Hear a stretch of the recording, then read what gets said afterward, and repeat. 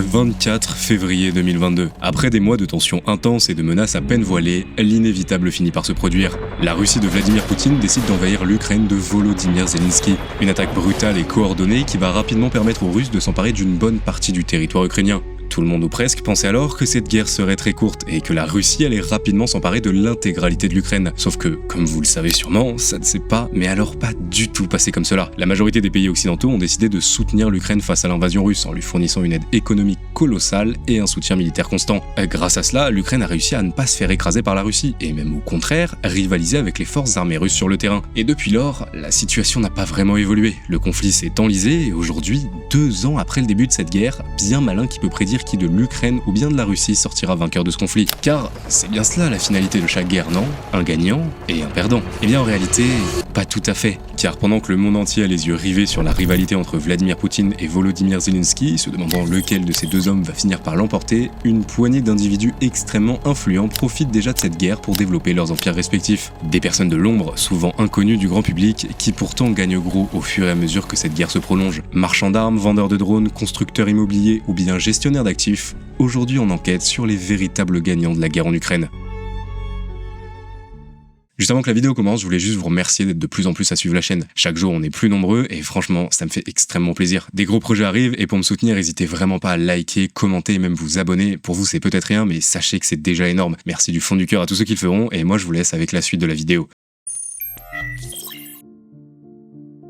Je vous apprends rien quand je vous dis que quand on fait la guerre, on a besoin d'armes. Beaucoup d'armes. Vraiment beaucoup. Munitions, grenades, obus, canons, fusils et j'en passe. Et forcément ces armes, il faut bien que quelqu'un les fabrique et puisse les vendre aux pays engagés dans tel ou tel conflit. Alors bien sûr, je pourrais vous parler des plus grosses entreprises d'armement comme Lockheed Martin, une entreprise américaine cotée en bourse qui a déjà gagné des milliards de dollars grâce à la guerre en Ukraine. Mais honnêtement, à chaque conflit mondial, Lockheed Martin gagne de l'argent. Et bon, à force, l'entreprise est devenue connue du grand public. Par contre, si je vous parle d'un homme de 31 ans qui s'appelle Michal Snat et qui est devenu milliardaire presque uniquement grâce à la guerre en Ukraine, c'est déjà un peu plus intéressant. En même temps, quand vous êtes à la tête d'une des plus grosses entreprises d'armement de République tchèque et qu'une guerre chez votre voisin arrive, c'est comme Noël avant l'heure. À la tête du Tchécoslovaque Group, un groupe industriel fondé par son père Joseph au milieu des années 90, Michal Snat a rapidement compris dès le début de la guerre en Ukraine qu'il fallait qu'il profite de cette situation pour accroître ses activités. De par sa position géographique ultra stratégique, il savait qu'il avait un gros coup à jouer dans ce conflit. Et donc, dès le début de la guerre, il va fortement accélérer le développement de la branche d'armement du Tchécoslovaque Group, Excalibur Army, et devenir le principal fournisseur d'armes de l'Ukraine pendant les premiers mois du conflit. Et alors que la plupart des grandes industries d'armement avaient du mal à s'adapter et à augmenter leur capacité de production, Snat au contraire va réussir à maintenir le cap. Il va fournir à l'Ukraine toutes sortes d'armes et d'équipements, notamment des tanks, obus et surtout des munitions en quantité démentielle. En quelques mois, le chiffre d'affaires du Tchécoslovaque Group va exploser et Michal va devenir l'un des acteurs majeurs du conflit opposant l'Ukraine à la Russie. Aujourd'hui, c'est d'ailleurs toujours le cas et en 2 petites années, le nombre d'employés de son groupe a triplé et les revenus de son entreprise ont explosé avec l'an dernier une croissance de profit de plus de 71%. Michal lui-même a vu sa fortune fortement augmenter grâce à la guerre, car alors qu'elle était de seulement quelques centaines de millions de dollars avant le conflit, elle est passée à plus d'1 milliard en 2022, 2 milliards en 2023, pour atteindre aujourd'hui la somme pharaonique de plus de 4,3 milliards de dollars. On peut donc dire que dans le cas de Michal Snat, cette guerre ressemble à s'y méprendre à l'opportunité du siècle. Si la guerre en Ukraine a fait des heureux en Occident, ne pensez absolument pas qu'il en est autrement pour l'autre camp. En Russie, c'est d'ailleurs tout le contraire, et beaucoup d'hommes d'affaires russes extrêmement puissants profitent bel et bien de cette guerre pour s'en mettre plein les poches. C'est notamment le cas d'un homme, Alexandre Govor. Alors contrairement à notre précédent protagoniste, Govor n'a pas gagné de l'argent en vendant des armes ou des appareils militaires à la Russie. Non, si Alexandre Govor s'est fortement enrichi avec la guerre en Ukraine, c'est grâce à McDonald's. Bon, ok, je vous explique parce que là je vois bien que vous avez rien compris. En fait, pour ceux d'entre vous qui ne se rappellent pas, au moment où la Russie a lancé son offensive contre l'Ukraine, beaucoup d'entreprises occidentales ont décidé de fermer leurs portes dans le pays. Elles ont vendu, souvent à un prix dérisoire, leurs activités à des hommes d'affaires russes très puissants, qui ensuite simplement changé le nom de la société et continuent à faire comme si de rien n'était. Tenez, prenons l'exemple de Starbucks. En mai 2022, 3 mois à peine après le début des hostilités, l'entreprise américaine décide de fermer sa filiale en Russie et de vendre l'ensemble de ses 130 restaurants pour la somme ridicule de 5,9 millions de dollars à un rappeur russe du nom de Anton Pinsky. Oui, 130 restaurants pour moins de 6 millions de dollars. Une fois l'affaire conclue, tout ce qu'a eu à faire Pinsky, ça a simplement été de changer le nom des restaurants Starbucks, créer un nouveau logo, et hop, 2 mois plus tard, en juillet 2022, il réouvre les portes de ses 130 établissements rebaptisés Star Coffee. Même carte, même recette, mais simplement un nom et un logo légèrement différents, et le tour était joué. Et là déjà, si vous êtes choqué par la manière dont Pinsky a fait main basse sur Starbucks en Russie,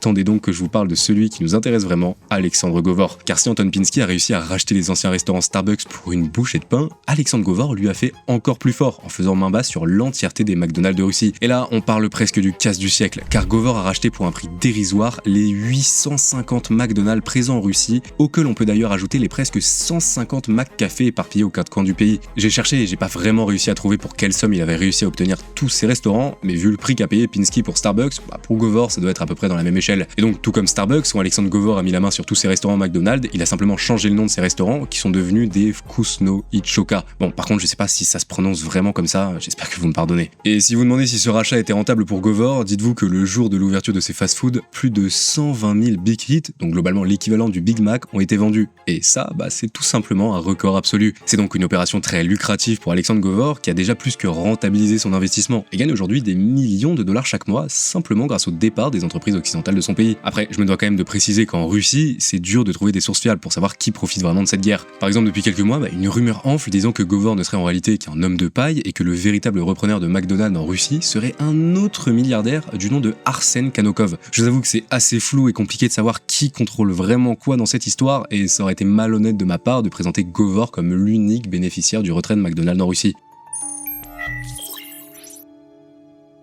Vous savez, s'il y a bien un domaine dans lequel l'être humain est capable des plus grandes prouesses technologiques, c'est bien celui de l'armement. Il y a encore 200 ans, on se battait sur des chevaux avec des baïonnettes et voilà qu'aujourd'hui, on est capable de produire des bombes pouvant raser des pays tout entiers. Car quand on fait la guerre, chacun le sait, celui qui est le plus en avance technologiquement gagne à presque tous les coups. Et donc si l'Ukraine ou la Russie veulent gagner la guerre, il faut impérativement que chacun de ces territoires soit à la pointe de la technologie. Et au XXIe siècle, un nouveau type d'arme a émergé et a fait son apparition sur les champs de bataille. Et ce type d'arme est désormais vu comme le nec plus ultra de l'armement et c'est tout simplement les drones de combat. Petits engins volants capables d'espionner, de transporter des bombes et même de tirer sur des ennemis, les drones sont devenus l'arme à avoir pour quiconque souhaite gagner une guerre. Si vous voulez être victorieux et dominer votre ennemi, alors vous aurez besoin de drones. De beaucoup de drones, d'énormément de drones. Et pour produire des drones de grande qualité, il y a une entreprise qui semble se démarquer particulièrement, l'entreprise turque Baykar Technology. Alors ce nom vous dit probablement rien et c'est un peu normal car en dehors de la Turquie, très peu de personnes connaissent l'existence de Baykar. Fondée dans les années 80 par un homme du nom de Özdemir Bayraktar, Baykar était au début de son histoire pas du tout une entreprise spécialisée dans l'armement. La société vendait des sortes de machines à outils à commande numérique qui sont juste des équipements industriels contrôlés par des ordinateurs. Rien à voir donc avec les drones de combat. Mais au début des années 2000, tout va basculer. L'entreprise commence peu à peu à diversifier ses activités et se lance dans la production de ses premiers engins sans pilote. Le succès est au rendez-vous et à peu près au même moment, les deux fils d'Özdemir Bayraktar, Haluk et Selçuk Bayraktar, rejoignent l'entreprise familiale. Et d'ailleurs pour la petite anecdote, ce dernier est tout simplement marié avec la fille du président turc Recep Erdogan. Voilà, je savais pas trop où caler cette information, mais au moins vous êtes au courant. À peine arrivés, les deux frères Bayraktar vont rapidement prendre le contrôle total de l'entreprise et faire de la fabrication de drones l'activité numéro 1 de Baykar. Des appareils comme le Maysa Guard Mini ou encore le Baykar Mini vont ainsi voir le jour, mais c'est réellement avec la sortie en 2014 du Bayraktar TB2 que le destin de l'entreprise bascule. Ces drones de combat ultra rapides et légers vont rencontrer un grand succès et vont pas tarder à être vendus à différents pays comme le Qatar, la Libye ou bien l'Azerbaïdjan. Et en 2022, lorsque la guerre en Ukraine va éclater, Baykar va également commencer à vendre ses Bayraktar TB2 au gouvernement ukrainien. Et avec un prix de vente unitaire estimé à environ 5 millions de dollars, vous pouvez raisonnablement comprendre pourquoi Baykar fait partie des entreprises qui profitent de la guerre en Ukraine pour s'en mettre plein les poches. L'entreprise gagne tellement d'argent avec la guerre en Ukraine qu'en février dernier, Baykar a annoncé qu'elle allait construire une usine directement en Ukraine afin d'accélérer la production de drones de combat. Et avec la sortie prochaine du Bayraktar TB3, l'expansion de Baykar Technology n'est pas prête de s'arrêter. Haluk et Selçuk Bayraktar, qui sont tous deux devenus milliardaires cette année, devraient donc continuer à empocher des sommes pharaoniques aussi longtemps que durera ce conflit décidément bien lucratif. 20 septembre 1947. Si cette date ne vous est pas familière, sachez qu'on parle là d'un jour extrêmement important, qui a marqué un tournant dans l'histoire de l'Europe et du monde plus généralement, car ce fameux 20 septembre 1947 correspond à la signature par 20 pays du plan Marshall. Ce programme américain consistait à prêter massivement de l'argent aux puissances européennes afin de les aider à reconstruire leurs différents pays qui avaient été ravagés par la guerre. Le plan Marshall a été énormément critiqué pour ses répercussions économiques, mais surtout politiques, beaucoup estimant qu'avec ce plan, la plupart des puissances occidentales avaient été mises sous tutelle par les Américains. Mais aujourd'hui, on n'est pas là pour débattre de si oui ou non le plan Marshall était une bonne chose, mais plutôt pour souligner quelque chose d'extrêmement intéressant. Reconstruire des territoires ravagés par la guerre, c'est un véritable business. Et c'est même un business incroyablement rentable, tant sur le plan économique que politique. Une poignée de personnes extrêmement influentes gagnent de véritables fortunes simplement en reconstruisant des territoires qui ont été ravagés par la guerre. Et vous l'aurez compris, le conflit en cours en Ukraine n'échappe pas à cette règle, et certains individus peu scrupuleux gagnent déjà des millions, voire des milliards de dollars grâce à la reconstruction des territoires ravagés par la guerre. Parmi eux se trouve notamment un individu méconnu du grand public occidental du nom de Alexei Repik. Bon alors Alexei Repik, il sort pas non plus de nulle part, c'est un milliardaire russe reconnu pour être le fondateur du groupe Air Farm, l'un des plus importants groupes pharmaceutiques de Russie. Mais si aujourd'hui je vous parle de lui, c'est car actuellement Alexei Repik est en train de gagner beaucoup d'argent grâce à un nouveau projet, la reconstruction de la ville de Mariupol. Alors Mariupol, c'est une ville située en Ukraine, dans le Donbass, et qui très rapidement a été l'une des cibles principales de l'armée russe lors du début des hostilités en février 2022. Car de par son positionnement proche de la mer d'Azov, Mariupol est un territoire extrêmement stratégique, et il était primordial pour l'armée russe de mettre la main dessus quoi qu'il en coûte. Et ce, quitte à procéder à des bombardements intensifs qui vont complètement détruire la ville. Résultat des courses, en mai 2022, les Russes se sont bel et bien emparés de Mariupol, mais plus de la moitié de ce territoire était en ruine. Il fallait désormais tout reconstruire, et pour cela, le gouvernement russe a décidé de faire appel à un homme, notre fameux Alexei Repik. Ce dernier a directement accepté la mission proposée et a créé une nouvelle société nommée Erstroy afin de procéder à la reconstruction de la ville. Et cette mission est très importante car le gouvernement russe compte faire de Mariupol une ville centrale de sa nouvelle Ukraine, avec notamment pour projet de doubler le nombre d'habitants de ce territoire en 10 ans. La mission d'Alexei Repik et de son entreprise est donc de très haute importance et des moyens financiers colossaux ont été déployés afin de permettre la reconstruction de Mariupol au plus vite. Et pour vous donner une petite idée du montant alloué à la reconstruction de la ville, on parle de plusieurs milliards de dollars. Oui, ça fait énormément d'argent et c'est Erstroy qui va le plus en bénéficier. Sauf que malgré tout cet argent reçu, la reconstruction de Mariupol ne se passe pas vraiment comme prévu. Beaucoup d'immeubles reconstruits s'avèrent être insalubres, certains propriétaires immobiliers sont vus expulsés de leur logement et la plupart des habitants de la ville critiquent la politique de reconstruction entamée par Erstroy. Beaucoup se demandent donc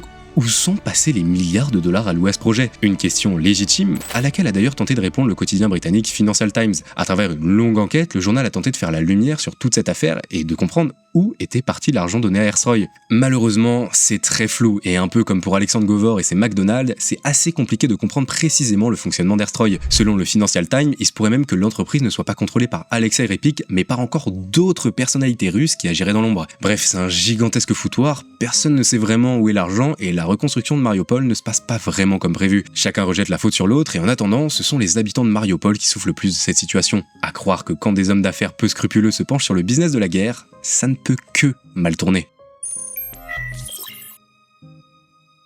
Ah, je ne pouvais pas finir cette vidéo sans parler de notre Larry Fink international. Bon, pour ceux d'entre vous qui ne sauraient pas qui est Larry Fink, c'est le PDG de l'entreprise BlackRock, et c'est sans doute l'un des hommes les plus puissants et influents de la planète. D'ailleurs, j'ai sorti une vidéo à son sujet, donc si vous voulez en savoir davantage sur sa vie, foncez la regarder. Mais bon, alors pourquoi je vous parle de Larry Fink dans une vidéo traitant de la guerre en Ukraine? Ne me dites quand même pas que le PDG de BlackRock fait lui aussi partie des personnes profitant de ce conflit. Eh bien, si. En fait, comme je vous l'ai déjà expliqué dans la partie précédente, la reconstruction d'un territoire ravagé par la guerre est un enjeu extrêmement important. Et si en Russie, c'est surtout des oligarques puissants comme Alexei Repik qui sont chargés de reconstruire le pays, en Occident, c'est légèrement différent. Car oui, si vous ne le saviez pas, la question de la reconstruction de l'Ukraine après la guerre est déjà sur toutes les lèvres des élites occidentales. Tout le monde se demande qui va bien pouvoir être chargé d'une mission aussi importante, et à cette question, il semblerait que la réponse ne soit nulle autre que Larry Fink. Tout a commencé en novembre 2022. Quelques mois à peine après l'invasion de l'Ukraine par la Russie, une réunion privée a eu lieu entre le président ukrainien Volodymyr Zelensky et les représentants le BlackRock Financial Market Advisory. Cette dernière est tout simplement une branche de BlackRock qui est chargée de conseiller des pays ou des institutions privées sur quelles décisions prendre au niveau économique. Et donc en novembre 2022, Zelensky et BlackRock Financial Market Advisory ont passé un accord. L'entreprise de Larry Fink fournira à l'Ukraine, je cite, un soutien consultatif pour la conception d'un cadre d'investissement dans le but de créer des opportunités pour les investisseurs publics et privés de participer à la reconstruction et à la reprise future de l'économie ukrainienne. Je vous fais la traduction. Globalement, avec cet accord, BlackRock pourra conseiller